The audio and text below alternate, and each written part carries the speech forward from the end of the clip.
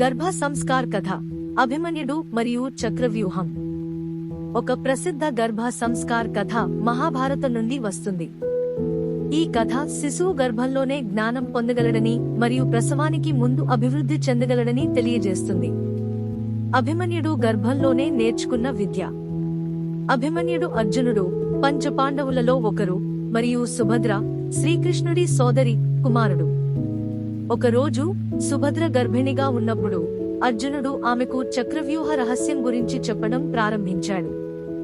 చక్రవ్యూహం అంటే ఏమిటి? చక్రవ్యూహం అనేది యుద్ధంలో ఉపయోగించే ఒక క్లిష్టమైన వ్యూహం. ఇందులో ప్రవేశించడానికి ప్రత్యేకమైన మంత్రతంత్రాలు ఉంటాయి, అలాగే బయటకు రావడానికి కూడా అంతే క్లిష్టమైన మార్గం ఉంటుంది. అర్జునుడు ఈ వ్యూహాన్ని ఎలా ప్రవేశించాలో వివరంగా చెప్పాడు.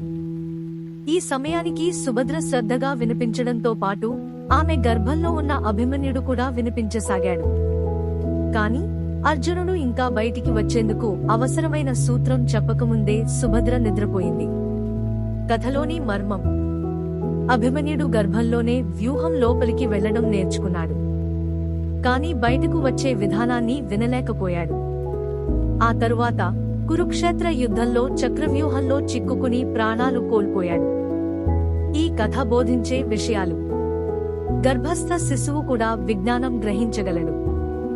గర్భిణి మాతృదేవత సంతోషంగా ఉంటే, మానసిక ప్రశాంతతను పొందితే శిశువు కూడా మంచిగా అభివృద్ధి చెందుతాడు. గర్భసంస్కార్ ద్వారా మంచి సంగీతం, శ్లోకాలు, కథలు, యోగా వల్ల బిడ్డ ఆరోగ్యంగా పుట్టేందుకు అవకాశం ఉంది.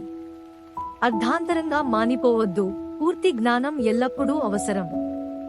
ఆధునిక గర్భ సంస్కార్ పద్ధతులు: శాంతిమయమైన సంగీతం వినడం, వీణ, రాగాలు, మంత్రాలు, ధార్మిక గ్రంథాలు, మంచి కథలు చదవడం, యోగా, ధ్యానం చేయడం. శిశువు మానసిక వికాసానికి సానుకూలమైన మాటలు వినిపించడం. గర్భ సంస్కార్ ప్రాముఖ్యత: గర్భధారణలో శిశువు అభివృద్ధికి కారణాలు. గర్భ సంస్కార్ అనేది గర్భస్థ శిశువు మానసిక, శారీరక, భావోద్వేగ, మేధో వికాసాన్ని ప్రభావితం చేసే ఒక పవిత్రమైన సంప్రదాయం.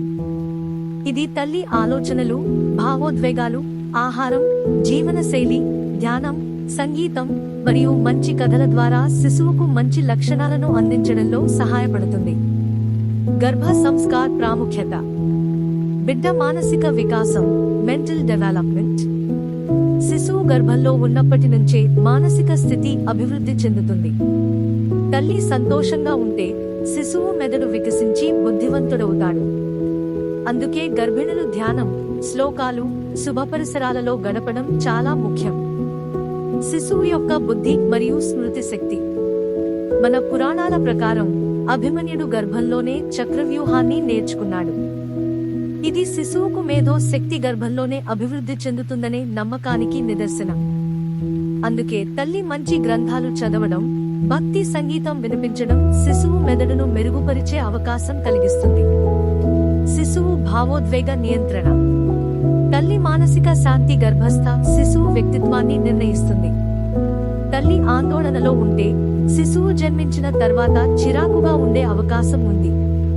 అందుకే శుభవాతావరణం, శాంతి యోగం, సంతోషకరమైన భావాలు చాలా అవసరం. శిశువు ఆరోగ్య అభివృద్ధి: తల్లి తీసుకునే ఆహారం, ఆలోచనలు, జీవనశైలి శిశువు ఆరోగ్యాన్ని ప్రభావితం చేస్తాయి. ఆరోగ్యకరమైన ఆహారం, యోగా, ధ్యానం, మంచి కథలు వినిపించడం శిశువును ఆరోగ్యంగా, బలంగా తయారు చేస్తాయి. గర్భ సంస్కార్ కోసం పాటించవలసిన పద్ధతులు: ధ్యానం, యోగా శిశువుకు ప్రశాంతతను అందించడానికి. శ్లోకాలు, భక్తి గీతాలు శిశువుకు మంచి సంస్కారం కోసం. ధార్మిక గ్రంథాలు చదవడం శిశువు మేధో శక్తి పెంచడానికి. ఆరోగ్యకరమైన ఆహారం తీసుకోవడం శిశువు బలంగా ఉండడానికి. శాంతిమయమైన పరిసరాల్లో గడపడం శిశువు మానసిక శాంతి కోసం. సంతోషంగా, ధైర్యంగా ఉండడం శిశువు ఉత్తమ లక్షణాలను పొందడానికి. గర్భ సంస్కార్ వల్ల కలిగే ప్రయోజనాలు: బుద్ధివంతమైన, మేధావి బిడ్డ జననం. శిశువు మానసిక స్థిరత్వం మెరుగుపడుతుంది. ఆరోగ్యంగా, బలంగా పుట్టే అవకాశం పెరుగుతుంది.